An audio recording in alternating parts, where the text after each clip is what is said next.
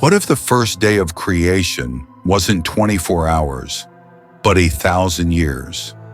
1,000 years where light and darkness warred, where angels rose and fell, and where a cosmic drama unfolded before Adam was even made.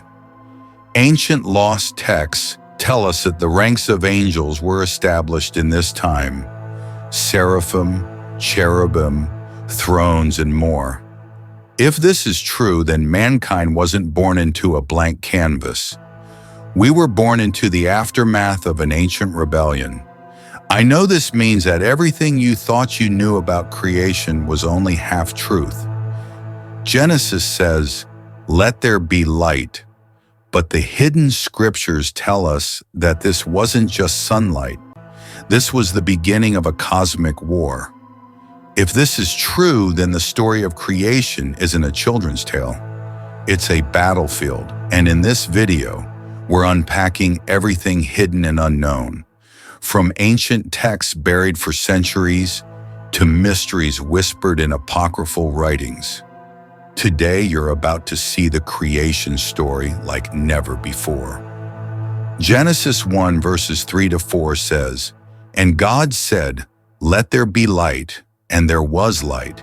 And God saw the light, that it was good, and God divided the light from the darkness." For centuries, this has been read as the creation of sunlight. But here's the problem. The sun, moon, and stars weren't created until day 4. From ancient prophecies to hidden mysteries, from the battles of angels to the whispers of wisdom, every story in the Bible holds a deeper truth. If you love powerful Bible stories, deep revelations, and mind-blowing mysteries, then you're in the right place. Make sure to subscribe to our channel and turn on the notifications so you never miss a revelation. And if you're new here, indicate in the comment section so we can welcome you into the community. So what was this light on day 1?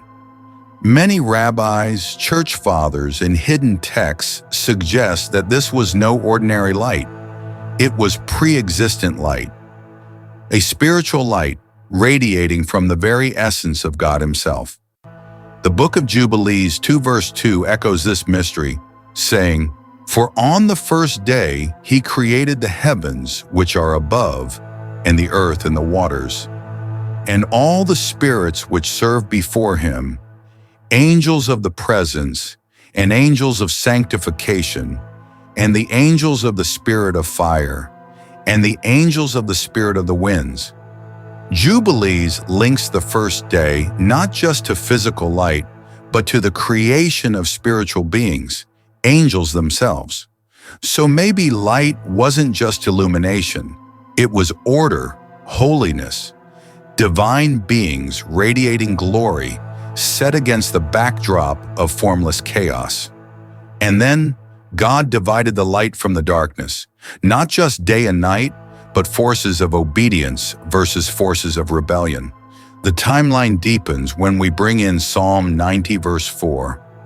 "For 1,000 years in your sight are but as yesterday, when it is past, and as a watch in the night." And 2 Peter 3 verse 8 expands, "But beloved, be not ignorant of this one thing, that one day is with the Lord as 1,000 years, and 1,000 years as one day." If this is true, then day 1 wasn't just 24 hours. It could have been 1,000 years, even more. A 1,000-year era where the war of light and darkness unfolded. Think about what that explains. Angels didn't come into existence just a few days before Adam. They could have existed for thousands of years before man, long enough for hierarchies to form, songs of worship to echo, and yes, even for rebellion to break out. The fall of Lucifer and his host fits perfectly in this cosmic gap. So when Adam walked in Eden, he wasn't stepping into a blank canvas. He was stepping onto a battlefield scarred by an ancient war. The book of Enoch gives us glimpses of this cosmic struggle. Enoch 6 and 7 speaks of the watchers, angelic beings who rebelled, descended to earth, and corrupted mankind. But their roots of rebellion may trace back to day one. The hidden light created on the first day, according to rabbinic tradition, was too holy to remain exposed. Midrash Rabbah, Genesis Rabbah 3 verse 6 says, "The light which was created on the first day is not that by which the world is illuminated. It is the light stored away for the righteous in the world to come." So what does that mean?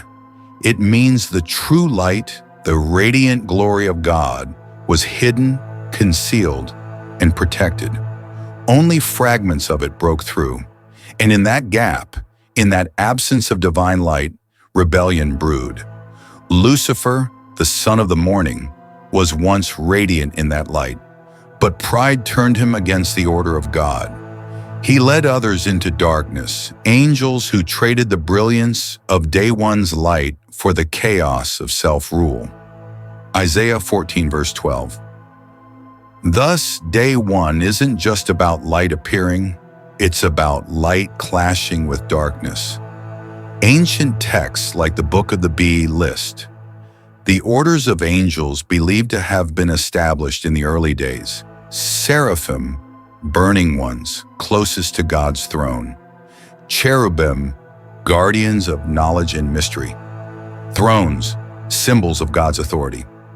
Dominions, virtues, powers, ruling orders governing creation. Principalities, archangels, angels, messengers, and guardians. If day one spanned 1,000 years, then this hierarchy didn't appear instantly. It unfolded like a kingdom being established, each rank finding its place, each angel discovering its role. But when light was divided from darkness, this hierarchy also fractured. Some held their place in glory, others followed the darkness of Lucifer. The result? Two kingdoms, one of light, one of shadow, born in the very first day of creation. Light in Scripture is always tied to order, truth, and revelation. Psalm 119 verse 105 says, "Your word is a lamp unto my feet and a light unto my path." Darkness, on the other hand, represents chaos, ignorance, rebellion. John 1 verse 5 captures this cosmic tension perfectly. "And the light shineth in darkness, and the darkness comprehended it not." So in day one, when God separated light from darkness, it wasn't just physics, it was cosmic governance. It was God saying, "This far shall chaos go, and no further. Light will rule." This separation is why humanity could later choose to walk in light or stumble in darkness. Now pause for a second. If day one was 1,000 years of war between light and darkness, doesn't that sound like our lives today? Each of us is caught between light and darkness, between impulse and purpose, chaos and order. And here's the kicker. The same God who said, "Let there be light," can speak light to the darkest corners of your life.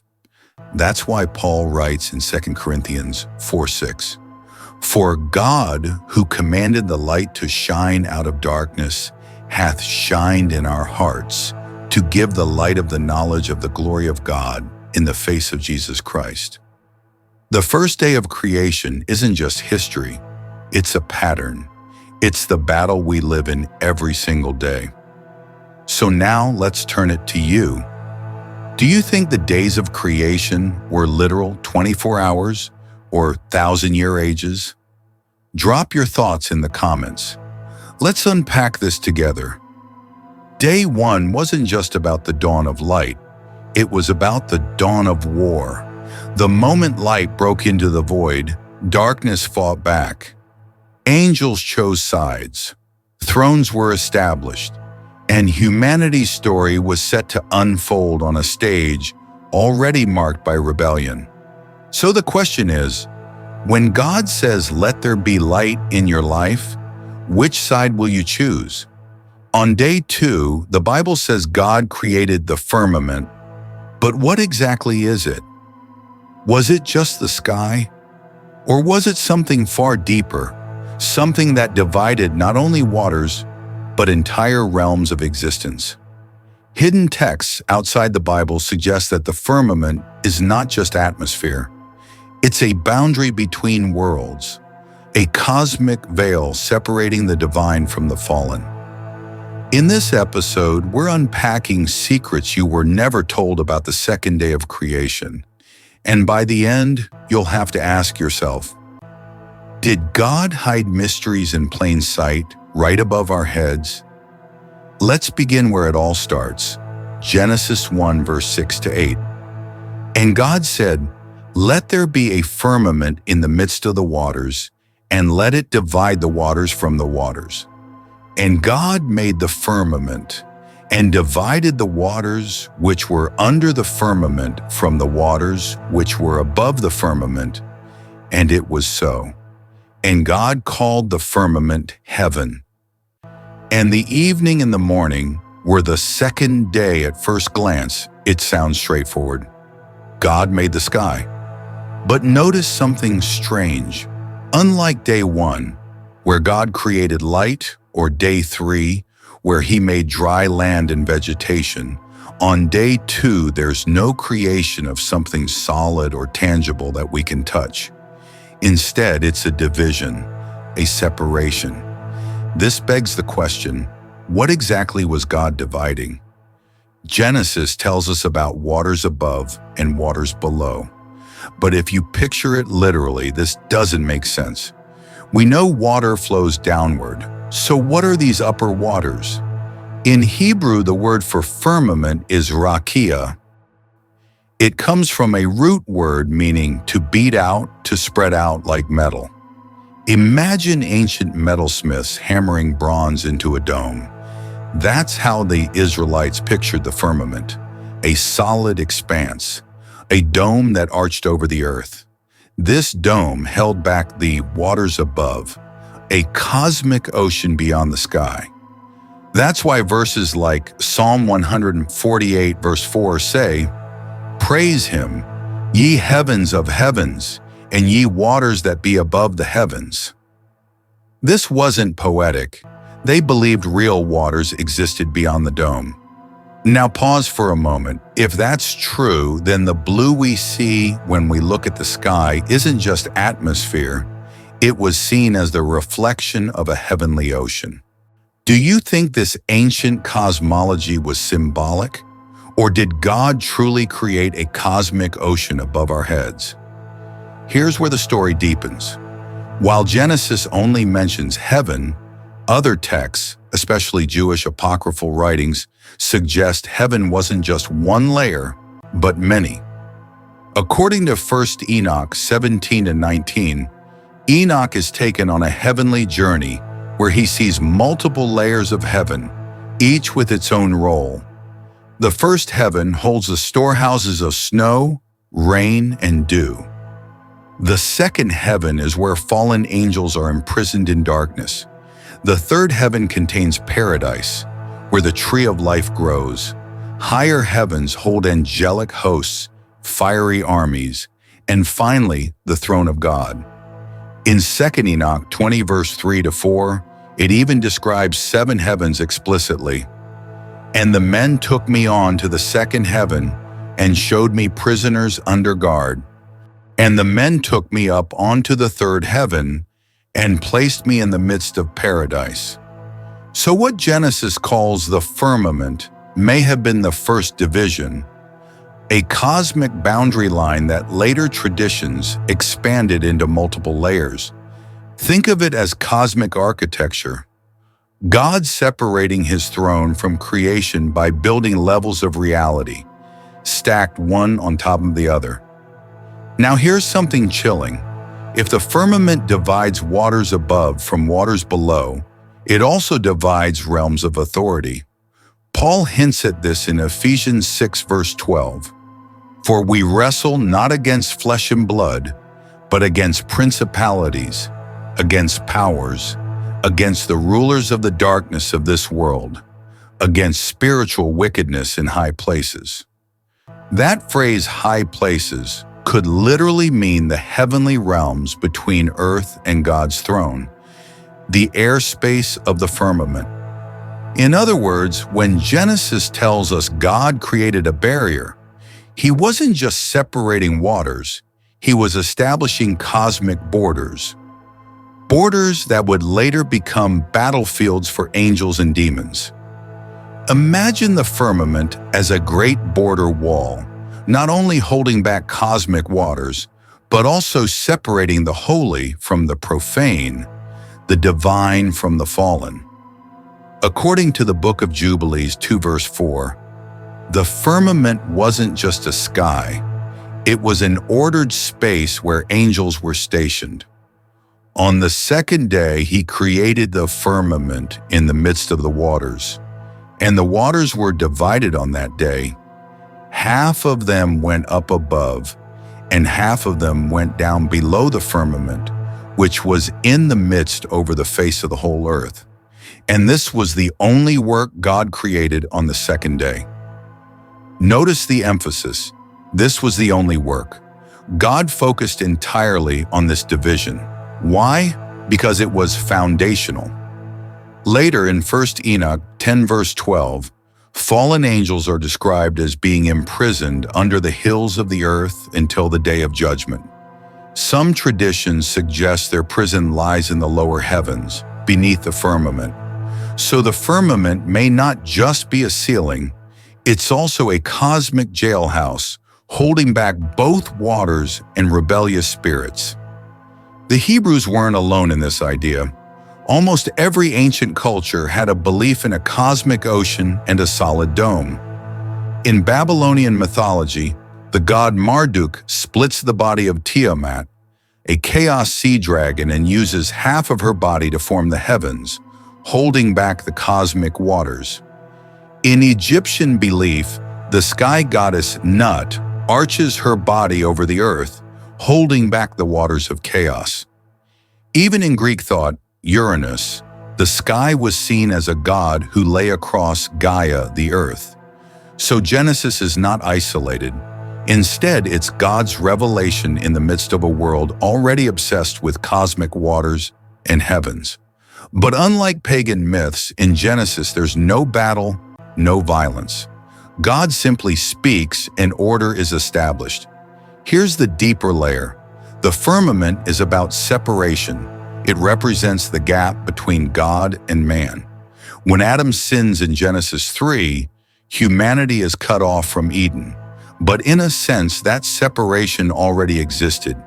Heaven above, earth below, and a barrier between. That's why the tearing of the temple veil in Matthew 27 verse 51 is so powerful. The veil was symbolic of the firmament, separating man from God's presence. When Christ died, that barrier was ripped apart. So the firmament isn't just cosmology, it's theology.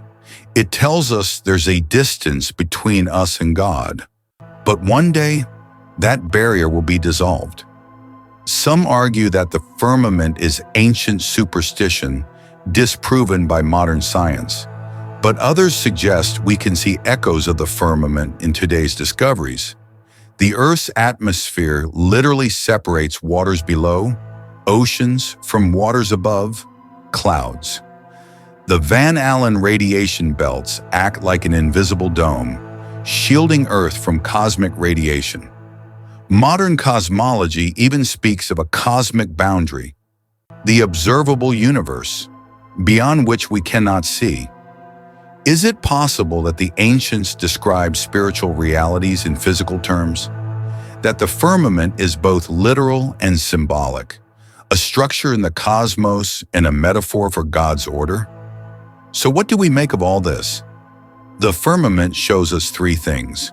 1. God is a God of order. He separates chaos into structure. If He could establish boundaries in creation, He can bring order into the chaos of your life. 2. There are spiritual realms above us. The battles we face aren't just physical, they're fought in the airspace above, the firmament where spiritual powers dwell. 3. Christ is the one who breaks the barrier. The firmament reminds us we were separated from God. But through Christ, the veil is torn and heaven's waters pour into our lives. Question for you. If fallen angels are imprisoned beneath the firmament, does that explain the powers of the air Paul talks about? Hold on a second, this is getting deep, right? But before we continue, let me ask you something.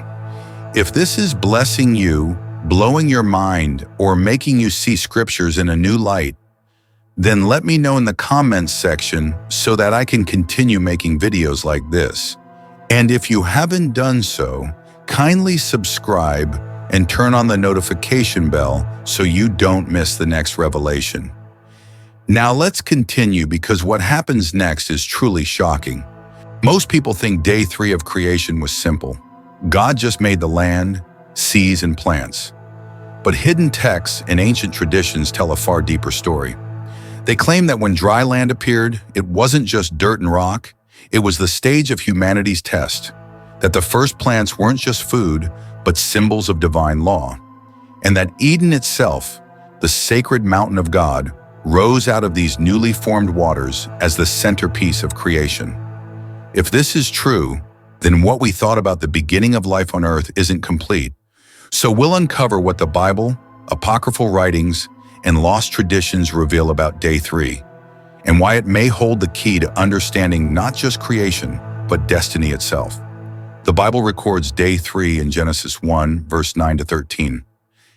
And God said, "Let the waters under the heaven be gathered together unto one place, and let the dry land appear." And it was so. And God called the dry land earth, and the gathering together of the waters called he seas. And God saw that it was good. And God said, "Let the earth bring forth grass, the herb yielding seed, and the fruit tree yielding fruit after his kind, whose seed is in itself upon the earth." And it was so. And the earth brought forth grass, and herb yielding seed after his kind, and the tree yielding fruit, whose seed was in itself after his kind. And God saw that it was good. And the evening and the morning were the third day at first glance. This is straightforward: seas, land, and vegetation. But beneath the surface, there's a theological and mystical richness that ancient traditions refuse to ignore. Why did God form land on the third day?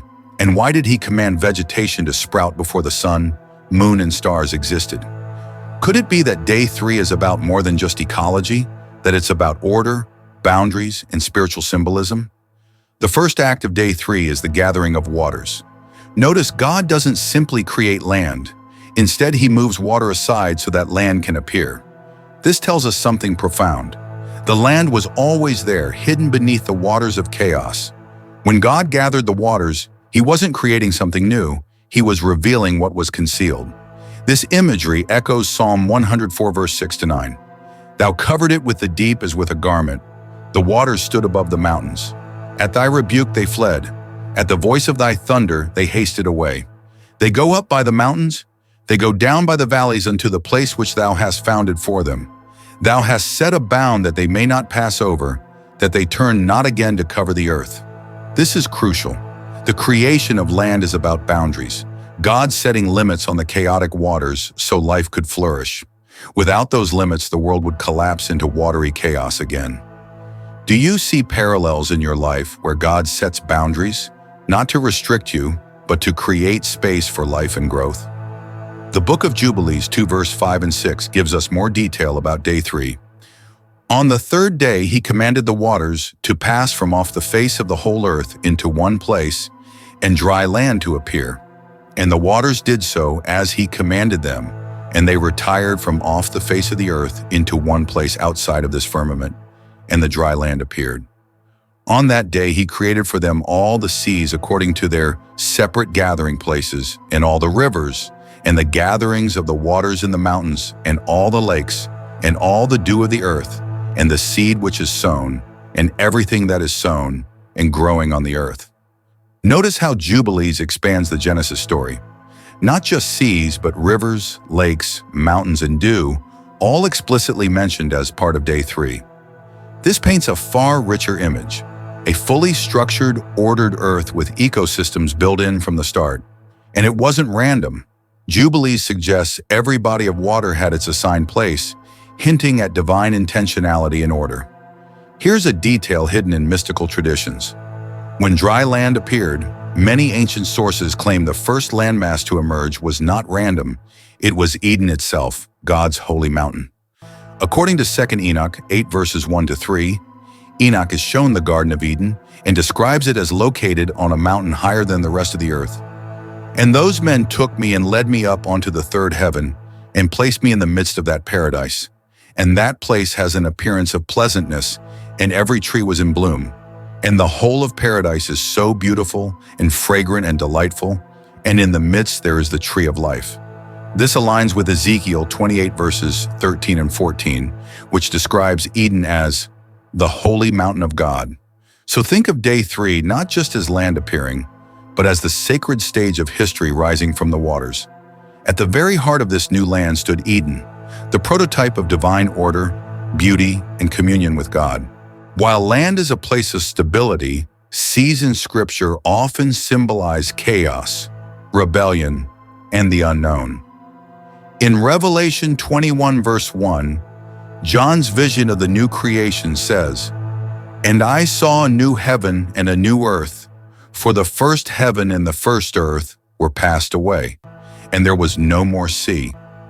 This doesn't mean literal oceans will vanish. It means the symbol of chaos, death, and separation will no longer exist. Day 3, then, sets up a cosmic contrast: land, order, life, destiny, versus seas, chaos, danger, rebellion. Humanity is placed on land to live, grow, and obey God, but the seas remain as a reminder of the lurking forces of chaos. Now comes the second half of day 3, vegetation. Genesis 1 verse 11 says, "And God said, Let the earth bring forth grass, the herb yielding seed, and the fruit tree yielding fruit after his kind, whose seed is in itself upon the earth. And it was so."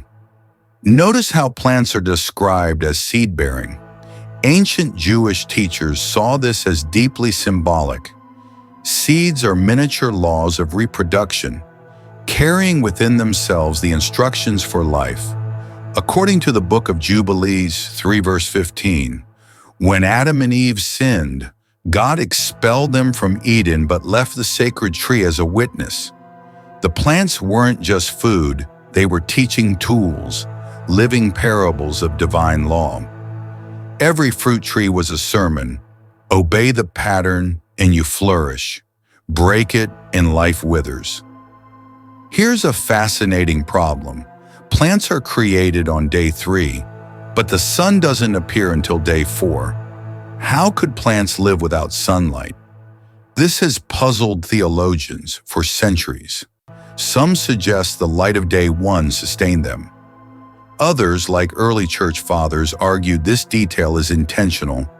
It shows creation depends on God, not the sun.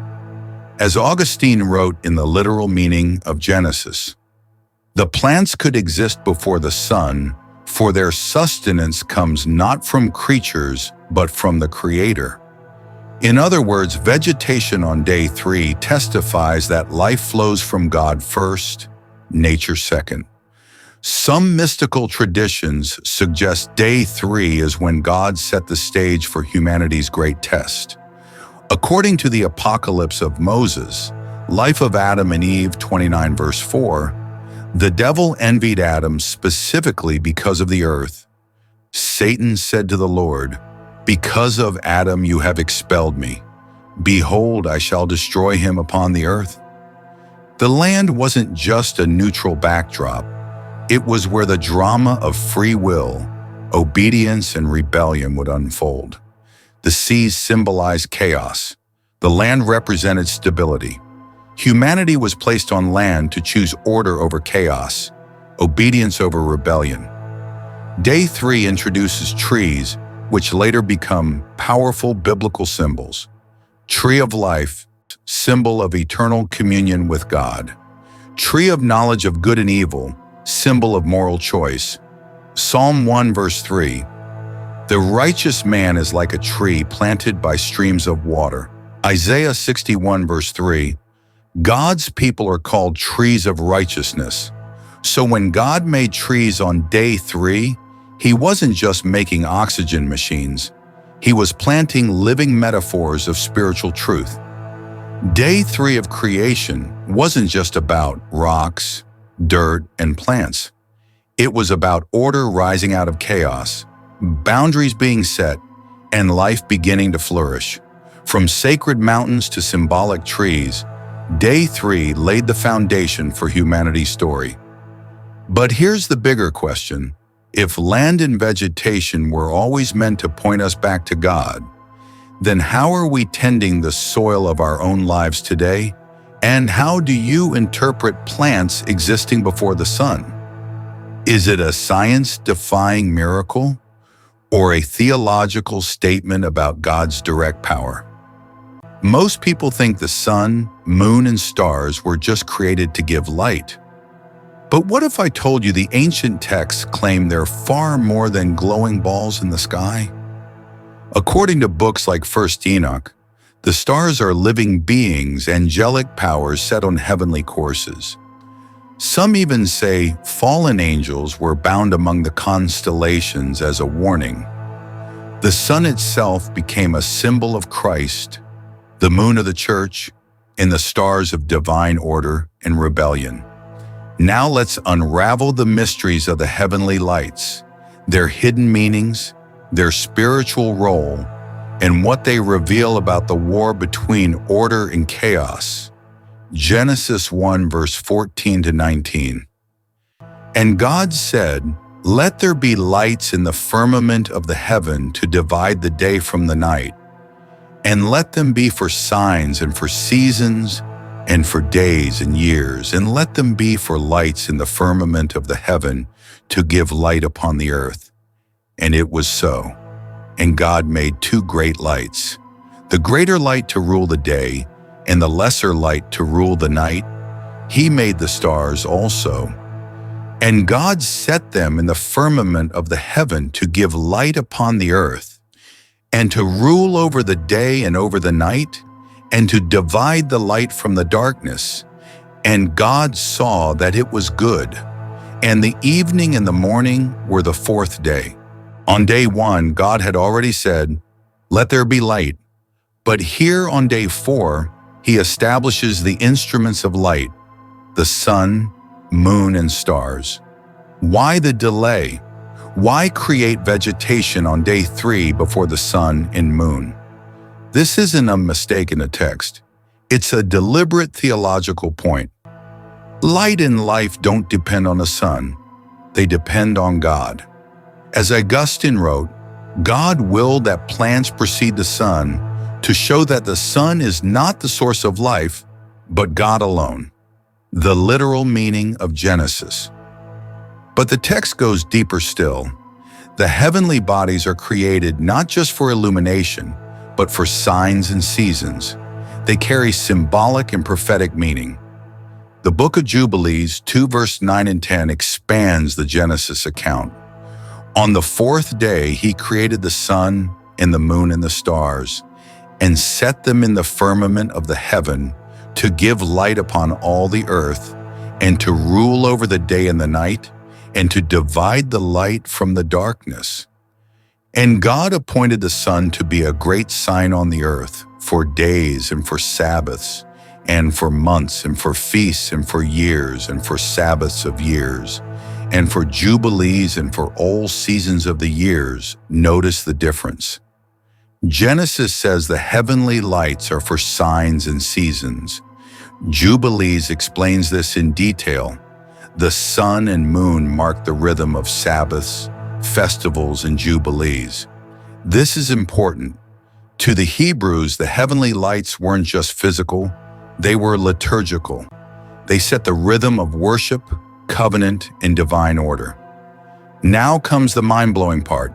In 1st Enoch 18, verse 14 to 16, Enoch describes seeing the stars not as lifeless objects, but as angelic entities bound to heavenly paths. I saw the stars of heaven bound, and I saw how he called them all by their names, and they answered him. And I saw how they are weighed in a righteous balance according to their light. Later in 1 Enoch 21, verse 3-6, he describes stars as fallen angels imprisoned. These are the stars which have transgressed the commandment of the Lord, and they are bound here until 10,000 years are fulfilled. This flips everything we thought we knew. The stars are not just twinkling lights. They are cosmic beings, some obedient, others rebellious, awaiting judgment. This echoes Job 38, verse 7, where God says, "The morning stars sang together, and all the sons of God shouted for joy." Stars equals angels. Day 4 wasn't just astronomy. It was more than science. It was angelology, cosmic theology. The Book of the Bee offers fascinating insights into the heavenly lights. It connects the stars to the zodiac, not in the sense of astrology, but as part of God's ordered design. It says, "The 12 signs of the zodiac are set as governors over the 12 months, and their courses are fixed in the firmament." In other words, the zodiac wasn't meant for fortune-telling, but as a cosmic clock. The stars testified to God's order in creation, a celestial calendar woven into the heavens. This resonates with Psalm 19, verses 1 and 2.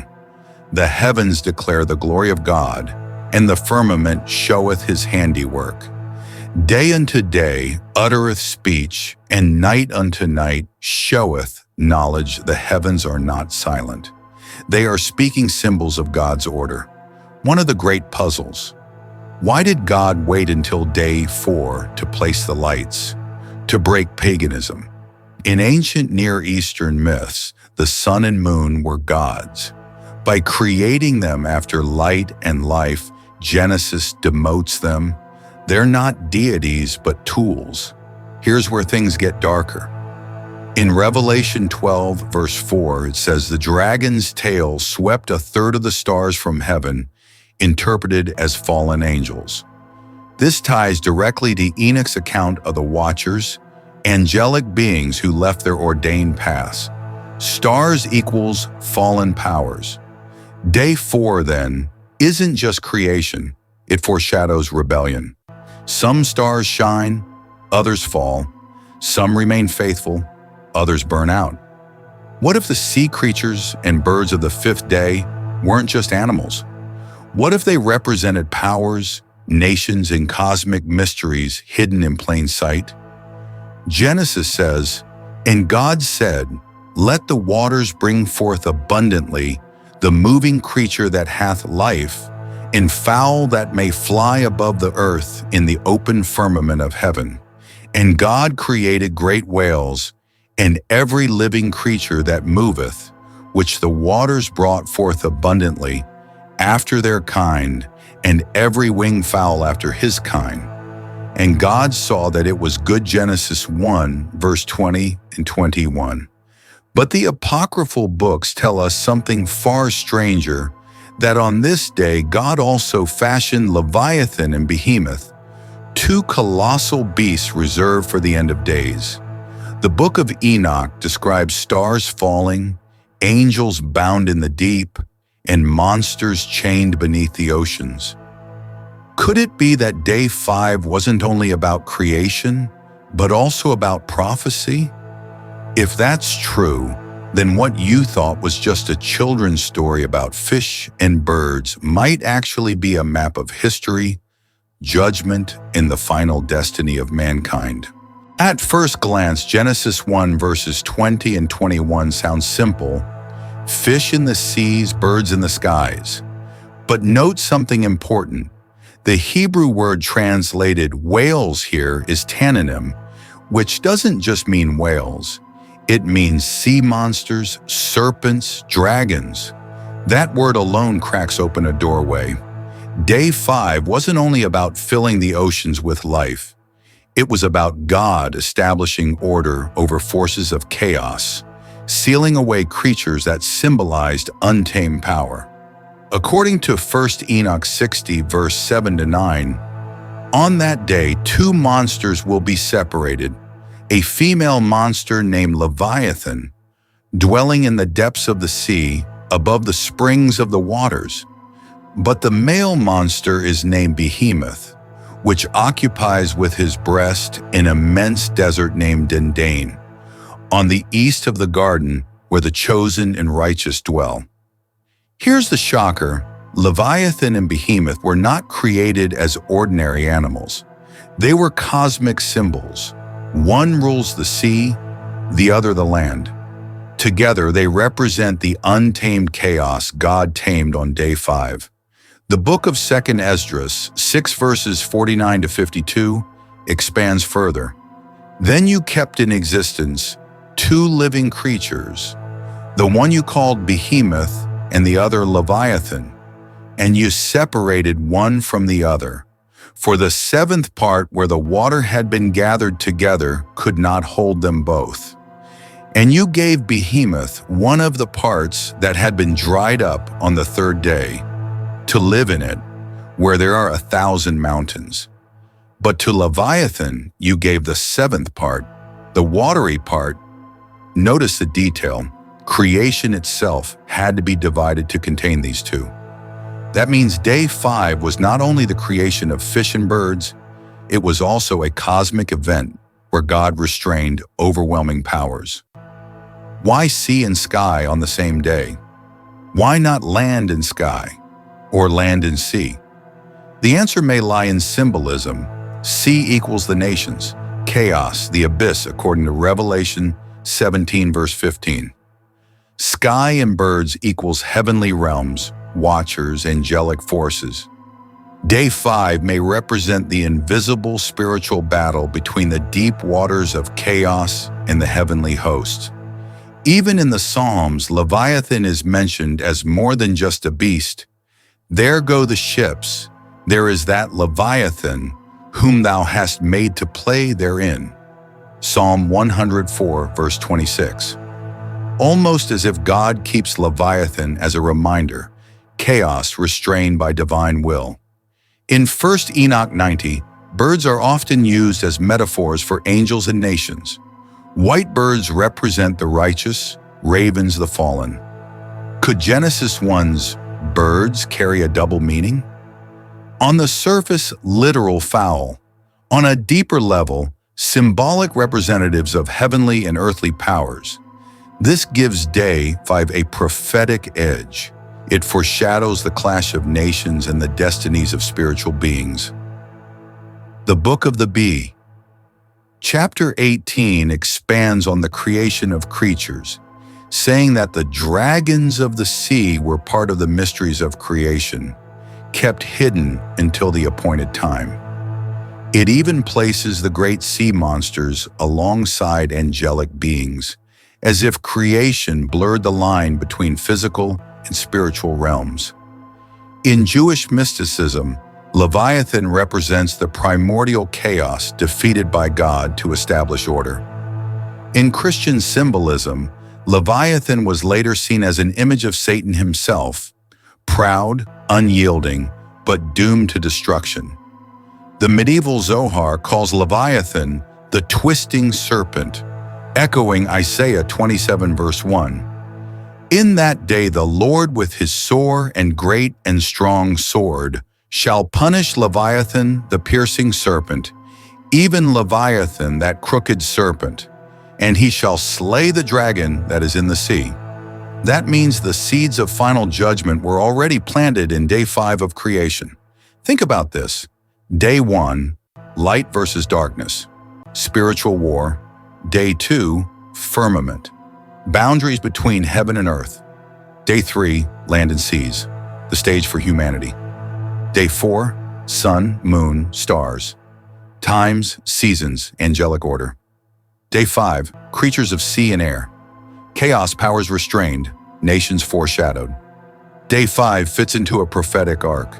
It isn't random, it points forward to Revelation, where beasts rise from the sea and the dragon makes war with the saints. If the creatures of day 5 aren't just biological but spiritual, then humanity was born into a world where chaos had already been restrained, but not destroyed. The birds remind us of heavenly destiny. The sea creatures remind us of chaos waiting at the edges. Both tell us, life is lived between order and rebellion, heaven and abyss. If the sea represents chaos and nations, what do you think it means that beasts rise out of the sea in Revelation? So, day 5 was never just about life in the oceans and birds in the skies. It was about restraint, prophecy, and a reminder. The forces of chaos still lurk beneath the surface, but they are not sovereign. The Creator is. And that means when you look at the sea, or when you watch a bird fly, you aren't just seeing nature, you're seeing a reflection of mysteries woven into the very fabric of creation. What if humanity wasn't created at the beginning of the story, but at the climax of a cosmic war? Genesis says, "Let us make man in our image, after our likeness." Genesis 1, verse 26. But the hidden books whisper of something much deeper, that before Adam took his first breath, angels had already fallen. Beasts symbolizing nations had already been prepared, and Eden itself was carved as both a sanctuary and a battlefield. If the days of creation weren't literal 24-hour periods, but thousand-year ages, as 2 Peter 3 verse 8 and Psalm 90 verse 4 suggest, then Adam wasn't made a few days after the angels. He was born into a world thousands of years old, a world already marked by rebellion, judgment, and ancient hierarchies. That means mankind wasn't created in innocence alone. We were created as heirs of a cosmic drama. And day 6 is the key to unlocking that mystery. Genesis 1 verses 24 to 27 declares, "And God said, Let the earth bring forth the living creature after his kind, cattle and creeping thing, and beast of the earth after his kind. And it was so. And God made the beast of the earth after his kind, and cattle after their kind, and everything that creepeth upon the earth after his kind. And God saw that it was good. And God said, Let us make man in our image, after our likeness, and let them have dominion over the fish of the sea, and over the fowl of the air, and over the cattle, and over all the earth." Notice the order. Beasts first, humanity last. Man is not an afterthought, he is the crescendo. But man's creation comes in dialogue. Let us make man. Who is the us? Angels, the divine council. This phrase opens the door to apocryphal insights. Genesis speaks of cattle, creeping things, and beasts. But apocryphal texts expand these categories into symbols of nations, powers, and prophetic destinies. In 1 Enoch 85-90, the animal apocalypse, nations and peoples are described as animals. Sheep equals Israel. Wild beasts equals the nations. Birds equals angels and rulers. Thus, day 6's beasts may have dual meaning. Literal creatures and symbolic archetypes of humanity's coming history. Creation itself is prophetic. The Book of Jubilees, 2 verse 14, emphasizes this connection. "And the Lord created all the beasts of the earth on the 6th day, and all cattle, and everything that moveth on the earth." But later in Jubilees, Adam is shown naming them, not just as animals, but as representatives of dominion, as if naming were an act of cosmic authority. Here lies the greatest mystery. What does it mean to be created in the image and likeness of God? The Book of the Bee. Chapter 16 explains that when God formed Adam, He clothed him with glory and light, an echo of the angelic radiance. Adam wasn't just a creature, he was a bridge between the material and spiritual realms. The Apocalypse of Moses, Life of Adam and Eve, 12 verse 1, adds that when God breathed into Adam, all the angels were commanded to bow before him. One angel refused, Lucifer. This rebellion sets the stage for Eden's temptation. This means day 6 is not only the creation of man, it is the moment of division, the line between loyal angels and rebellious ones, between order and chaos. If the days are thousand-year epochs, then before Adam's creation, angels had existed for millennia. This explains why by day 6, angelic hierarchies already existed: seraphim, cherubim, thrones, dominions. Satan's rebellion had already occurred, placing Eden in contested territory. Humanity was born not into innocence alone, but into a cosmic struggle. As it is written in 2 Enoch 29 verse 3 and 4, "And one from out of the order of angels, having turned away with the order that was under him, conceived an impossible thought, to place his throne higher than the clouds above the earth." Thus, Adam's creation was a response to rebellion. Man would bear God's image and rule the earth where angels had failed. Genesis 1 verse 28 gives humanity dominion. "Be fruitful and multiply, and replenish the earth and subdue it, and have dominion over the fish of the sea, over the fowl of the air, and over every living thing that moveth upon the earth." But this dominion wasn't just biological, it was priestly. Adam was placed in Eden to till it and to keep it, Genesis 2 verse 15. The Hebrew words here, abad and shamar, are the same used for priestly service in the tabernacle. Adam wasn't only a gardener, he was a priest of creation, mediating between heaven and earth. The Book of Jubilees, 3 verse 14, even notes that Adam was taught how to offer sacrifice, hinting that worship and covenant were embedded into creation itself. Genesis 2 verses 21 to 23 tells us Eve was formed from Adam's side, but apocryphal traditions expand the meaning. In the Life of Adam and Eve, 33 verse 2, Eve herself recounts that she was clothed in glory until the fall, and that Adam and she shone like angels. Some traditions even say Eve's creation was resisted by fallen angels, who foresaw that through her line, the Messiah would come. Thus, her creation is not just companionship, it is prophetic destiny. If we step back, day 6 is the climax of the entire creation narrative. Beasts created, symbols of nations and history, humanity created, image bearers, rulers, priests, angels commanded to serve man, rebellion exposed, dominion given, prophecy of future victory. It is the day when heaven and earth intersected in mankind. Ancient Jewish mysticism saw Adam as a microcosm of creation. His body represented the elements of the world. His soul reflected heaven. Early Christian writers like Irenaeus said Adam was the recapitulation of creation, a summary of all things in one person. Even Islamic tradition, Quran 2 verses 30 and 34, echoes this. Angels are commanded to bow to Adam, Iblis refuses. Across traditions, the pattern holds. Day 6 is the moment of divine human drama. Day 6 sets up a permanent contrast. Beast equals instinct, nations, chaos. Man equals reason, spirit, image of God. But after the fall, man becomes like the beasts. Psalm 49 verse 12 warns, "Man being in honor abideth not, he is like the beasts that perish." This tension shows day 6's prophetic depth. Humanity is meant to rule beasts, but may also become beastly without God.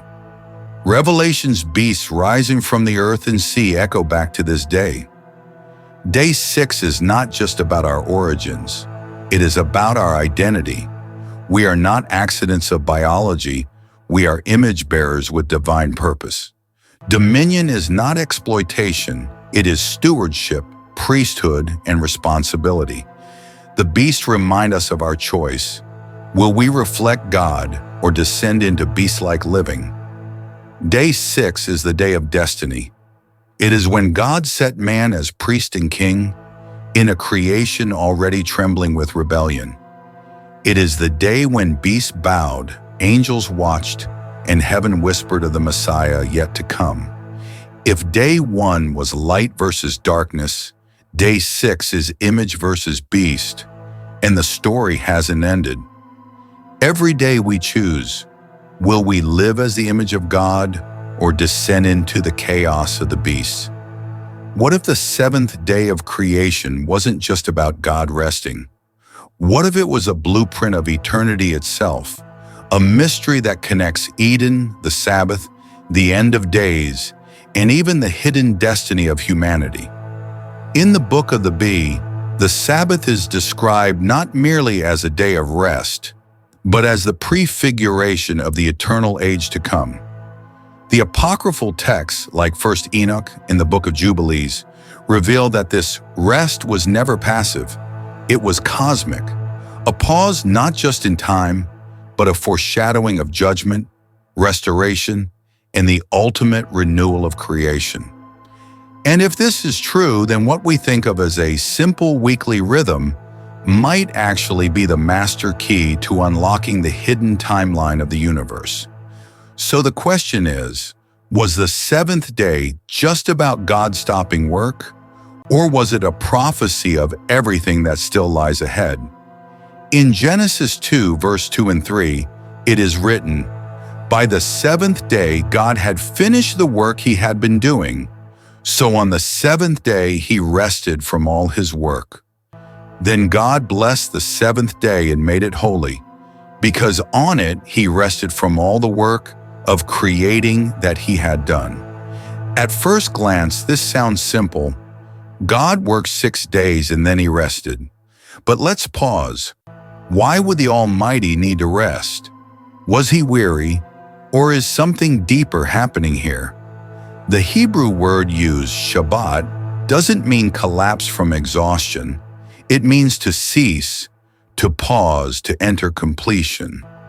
It's less about fatigue and more about a perfect satisfaction in what had been accomplished. But the apocryphal writings tell us there's even more.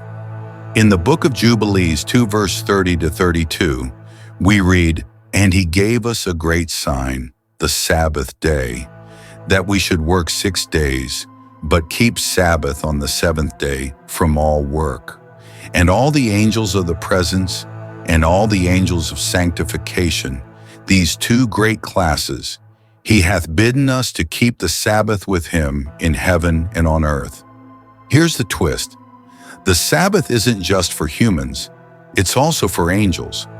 This means the 7th day is not only earthly time, but cosmic time. It joins heaven and earth in a rhythm of worship, rest, and eternal remembrance. And if the Sabbath is mirrored by the angels themselves, then it points to something far bigger. The rest of God is a bridge between the seen and the unseen realms. The Book of the Bee goes further. It states, "The Sabbath is the type and emblem of the world to come, the rest eternal which God prepared for his creation." Think about that.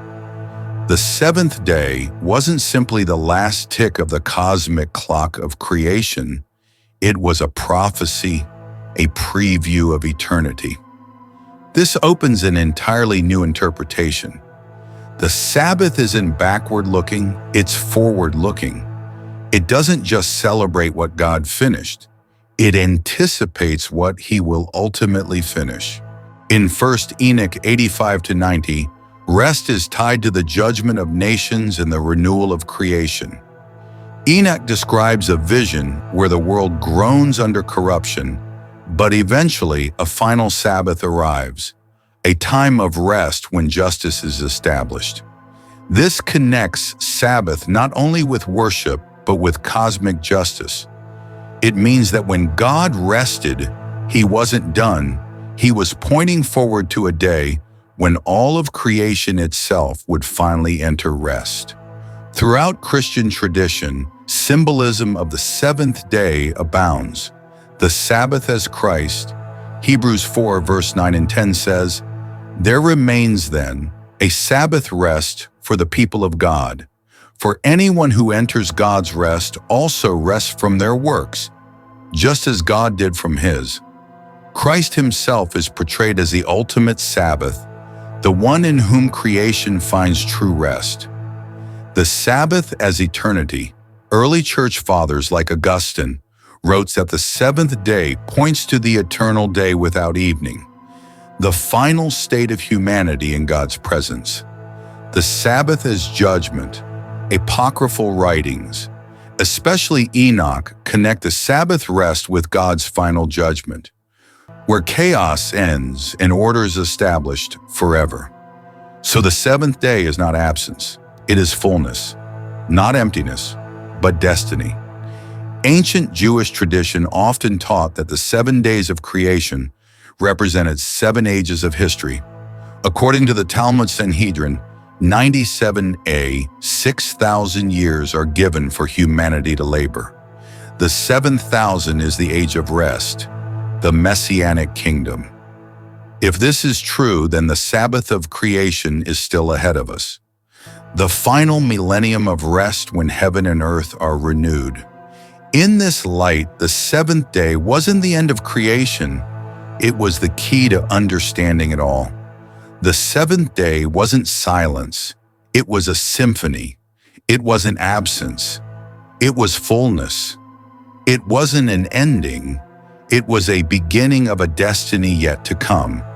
And so when God rested, He wasn't just finished, He was prophesying. The rest of God is the destiny of creation itself.